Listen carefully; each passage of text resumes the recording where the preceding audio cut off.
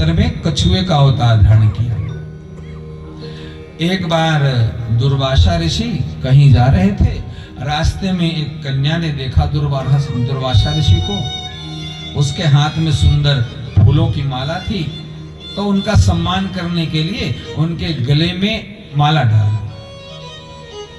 दुर्वासा ऋषि बड़े प्रसन्न हुए, कन्या को आशीर्वाद दिया और वो माला पहनकर आगे जाने लगे। सामने से इंद्र दिखाई पड़ा। इंद्र अपने इरावत पर चढ़कर कहीं जा रहा था।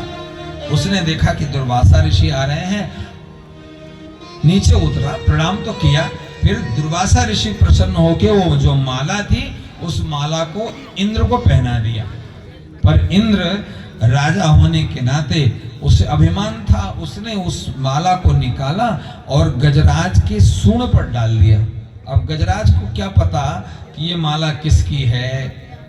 गजराज ने अपनी सूंड से वो माला उतारी और अपने पैर में डाल दिया और पैर से उस माला को कुचल दिया। और ये सब कुछ दुर्वासा ऋषि के सामने हुआ। अब आप जानते हैं दुर्वासा ऋषि तो ऐसे क्रोधी है, अकारण श्राप दे दे। यहाँ तो कारण बन रहा है कि उनकी माला का अपमान हो रहा है। इंद्र के ऊपर क्रोधित हुए और दुर्वासा ऋषि ने श्राप दे दिया कि इंद्र तो संतों का अपमान करता है, हमने तुझे प्रसाद रूप में माला दी और हमारे सामने ही मेरा अपमान किया। तुझे अपने स्वर्ग पर इतना अभिमान है, जा मैं तुझे श्राप देता हूं कि तू स्वर्ग से च्युत गिर जाए। अब भैया दुर्वासा ऋषि का श्राप तो अकाट श्राप होता है। उधर राजा बलि को पता चल गया कि भैया दुर्वासा ऋषि ने इंद्र को श्राप दे दिया, आक्रमण कर दिया, फिर तो स्वर्ग उसने जीत लिया। अब सारे देवता दर दर भटकने लगे। सारे देवता मिलकर कहाँ गए?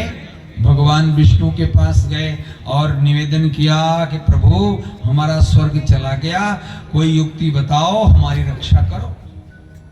भगवान ने कहा कि देवताओं, तुम्हारे अंदर सबसे बड़ा दोष ये है कि तुम इंद्रियों में रमण करते हो और संतों का अपमान करते हो। तुम्हें दुर्वासा ऋषि का अपमान करने की क्या आवश्यकता पड़ी?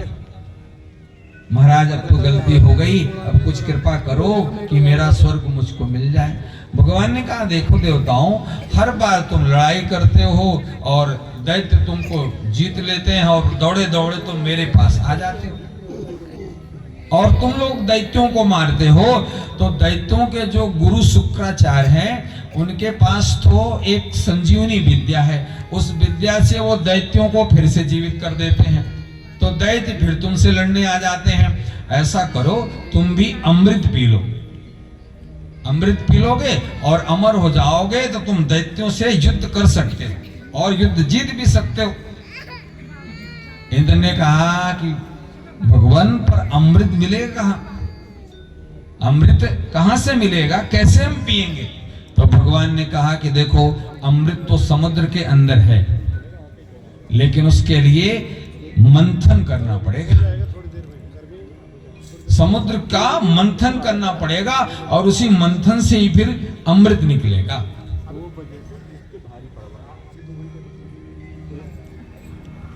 देवताओं ने कहा कि भगवान पर मंथन कोई सरल तो है नहीं, इतना बड़ा समुद्र है, उस समुद्र का मंथन कैसे होगा? देवता तो मंथन कर नहीं सकते। भगवान ने कहा हाँ देवताओं, तुम अकेले तो नहीं कर सकते, दैत्यों को साथ लेना पड़ेगा। इंद्र ने कहा कि भगवान ये जो दैत्यों का राजा है वो बलि हमारी बात नहीं मानेगा।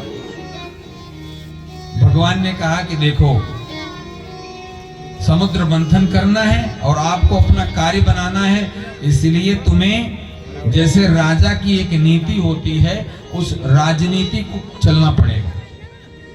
तुम दैत्यों के पास जाओ और उनको भी लालच दो कि भैया समुद्र मंथन होगा, उसमें से जो कुछ निकलेगा हम आधा आधा बांट लेंगे, आधा तुम ले लेना, आधा हम ले लेंगे, और उसमें अमृत में निकलेगा तो अमृत आधा तुम ले लेना, आधा हमको दे देना।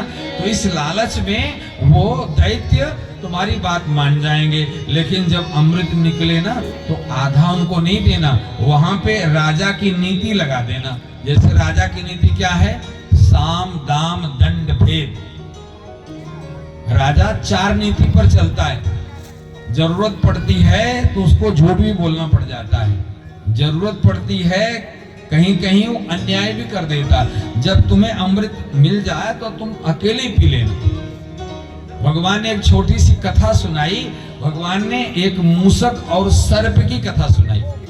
बोले देखो, जैसे एक सांप, एक सर्प किसी जाल में फंस गया, अब उससे निकल ना पाए, और चूहा उसके अगल बगल घूम रहा था। तो सांप ने चूहे से निवेदन किया, करे चूहा, ये जो जाल है तू काट दे और मैं बाहर आ जाऊं। चूहा बोला, ओहो, मैं इतना मूर्ख नहीं हूं, जाल मैं काट दूंगा और निकलते ही तुम मेरा नाश्ता कर जाओगे, मैं इतना बेवकूफ नहीं हूं। तो सर्प कहता है कि चूहा, तो एकदम मैं तुझे सौगंध खा के कहता हूं, मैं तुझे खाऊंगा नहीं, तू तो जाल काट दे। और जब ये बात करी और तू मेरा मित्र हो जाएगा, बस जाल काट दे। अब वो आ गया सांप की बातों में, और चूहे ने जाल काटा, और जाल काटते सांप बाहर निकला और चूहे का नाश्ता कर गया। तो भगवान कहते हैं कहीं कहीं राजा को ऐसे भी करना पड़ता है, इसलिए तुम उनको लालच दो, लालच में वो आएंगे और दोनों मिलकर समुद्र मंथन करो। अब तो इंद्र गया बलि के पास और बलि से यही बात रखी कि हम सब मिलकर मंथन करेंगे और जो निकलेगा आधा आधा बांट लेंगे। अब बलि जैसे इंद्र यहाँ राजा है, इंद्र कपट जाल को लेकर पहुंचा, वैसे बलि के अंदर भी कपट आया। उसने कहा कि चलो समुद्र मंथन होगा, अमृत निकलेगा तो हम इनको नहीं देंगे। बलि सोच रहा कि हम कपट कर देंगे, अमृत निकलेगा, अकेले हम पी लेंगे। इधर इंद्र सोच रहा है कि अभी तो मंथन हो जान दो, पता चलेगा अंत में क्या होगा। अब भैया दैत्य और दानव मिलकर समुद्र मंथन के लिए तैयार हुए। मंदराचल पर्वत को मथानी बनाया गया, वासुकी नाग की रस्सी बनाई गई और मंथन प्रारंभ हुआ। एक तरफ देवता खड़े हुए, दूसरी तरफ दैत्य खड़े हुए। भगवान ने कहा कि देखो मंथन होगा तो देवताओं से कह दिया कि तुम लोग पूंछ की तरफ खड़े होना, पूंछ की तरफ खड़े होना नहीं, तुम लोग मुख की तरफ खड़े होना। तो जो देवता थे वासुकी का जिधर मुख था उधर खड़े हो गए, और दैत्यों को बोले तुम तो पूंछ की तरफ खड़े हो जाओ। दैत्य बोले हम पूंछ पे कैसे खड़े होंगे, हम कोई तुमसे छोटे हैं।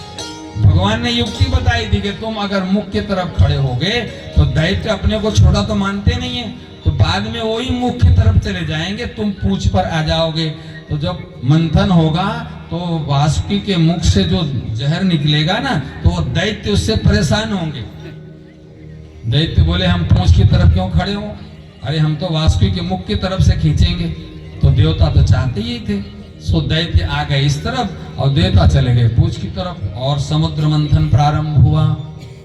मंथन प्रारंभ हुआ तो वो जो मंदराचल पर्वत था वो धीरे धीरे समुद्र के अंदर जाने लगा। सारे देवताओं ने भगवान से कहा भगवान रोको, नहीं तो ये समुद्र के अंदर मंदराचल चले जाएगा। तो भगवान ने उस मंदराचल को रोकने के लिए कछुए का रूप धारण किया और मंदराचल के नीचे आ गए, और फिर उसी मंदराचल को मथानी बनाकर समुद्र का मंथन प्रारंभ हुआ। और जब समुद्र का मंथन प्रारंभ हुआ तो प्यारे सबसे पहले क्या निकलना था अमृत। अमृत के लिए मंथन चल रहा था, लेकिन सबसे पहले हलाहल विष निकल आया, और विष भी ऐसा भयंकर था कि उसके प्रभाव से सृष्टि मानो जलने लगी। अगर वैसे उसे रख दिया जाता तो सृष्टि जल जाती, ऐसा भयंकर। सारे देवता घबरा गए, सारे दैत्य घबरा गए। भगवान से प्रार्थना की कि प्रभु हम तो अमृत निकालने के लिए मंथन कर रहे थे और यहाँ तो विष निकल आया। भगवान ने कहा भैया देखो, विष को पीने वाले और पचाने वाले एक ही देवता हैं। वो कौन है? हमारे महादेव हैं। इसलिए भगवान ने महादेव को याद किया। सारे देवता महादेव के पास गए कि महाराज रक्षताम रक्षमाम, मेरी रक्षा करो, सारी सृष्टि की रक्षा करो। विष निकल आया है महाराज, पियो नहीं तो विष संसार को नष्ट कर देगा। भगवान शंकर बैठे थे, शंकर के बगल में पार्वती मैया बैठी थी। भगवान ने पूछ लिया, देवी मैं ये विष पी जाऊं? तो भगवान की जो अर्धांगिनी पार्वती मैया कहती हैं, अगर दूसरे का भला हो रहा है तो पी जाओ। भगवान शंकर ने विष लिया है और भगवान पीने लगे। और जब पीने लगे, पीते ही भगवान शंकर को याद आ गया, अरे मैं तो अपने हृदय में राम का वास रखता हूं, मेरे हृदय में तो राम जी बसते हैं और राम जी इस विष को कैसे सहन कर पाएंगे? हम तो ऐसे देवता हैं, लेकिन राम जी तो, कृष्ण तो ऐसे नहीं है। इसलिए भगवान ने वो जो जहर पिया था वो तो न नीचे उतारा और सोचा अगर मैंने बाहर कर दिया तो संसार नष्ट होगा और अंदर किया तो मेरे इष्ट को कष्ट होगा। इसलिए भगवान ने अपने उस विष को इस कंठ में रख लिया। तभी से भगवान का जो कंठ है नीला हो गया, तभी से भगवान का एक नाम हो गया नीलकंठ महादेव। बोलिए नीलकंठ महादेव की जय हो। तो भैया विष को भगवान भोलेनाथ ने पिया। अमृत कौन पिया? अमृत बाद में निकला तो अमृत देवताओं ने पिया। अमृत पीने वाले तो देवता हो गए और विष पीने वाले, अमृत पीने वाले देव हो गए और दूसरे के कल्याण के लिए विष पीने वाले महादेव हो गए। ऐसे ही हमारे आपके जीवन में है। जो घर का मुखिया है उसको भी बहुत विष पीना पड़ता है। जो विष पी सकता है वही मुखिया बन सकता है। उसे छोटे की भी बात माननी है, बीच वाले की भी बात माननी है। तो हम आप भी अगर घर के मुखिया हैं, समाज के मुखिया हैं, कोई कार्य हो रहा उसके मुखिया हैं, तो कभी डरना नहीं चाहिए कि उसने ये कहा, उसने वो कहा। बहुत कुछ आपको पचाना भी पड़ेगा। जैसे भोलेनाथ जहर को पचाते हैं, ऐसे हमारे आपके जीवन में भी कभी ऐसा आए तो समझ लेना कि जहर आया है तो पचाना चाहिए, क्योंकि हम मुखिया हैं, हम बड़े हैं। बड़ा वही है जो सब कुछ पचा सकता है। गणेश जी को पहला पूज्य माना गया और उनकी आपने देखा तोंद बहुत बड़ी है, इसलिए कि वो ऐसा पेट रखते हैं कि सब उसमें समा जाता है। मुखिया ऐसा हो सब कुछ उसमें समा जाए। तो भैया पहले विष निकला, भगवान शंकर ने पी लिया, फिर मंथन प्रारंभ हुआ। 14 रत्न निकले, श्रीमणि रंभा वारुणी, अमी शंख गजराज, कल्पद्रुम ससिधेन धनु, धनवंतरी पिसवार। विष निकला, फिर ऐरावत हाथी निकला, फिर घोड़ा निकला, फिर शराब निकली। शराब तो फिर दैत्यों ने लिया कि भैया शराब तो हमको चाहिए। फिर निकलते निकलते लक्ष्मी मैया निकली समुद्र से। जो लक्ष्मी हम आप पूछते हैं ना, लक्ष्मी माँ समुद्र से निकली है। समुद्र से जब लक्ष्मी माँ निकली तो भैया लक्ष्मी को पाने के लिए तो लाइन लग गई है ऐसी लंबी, जैसे अभी भी हम आप लाइन लगाते हैं ना लक्ष्मी के लिए, रात दिन लगे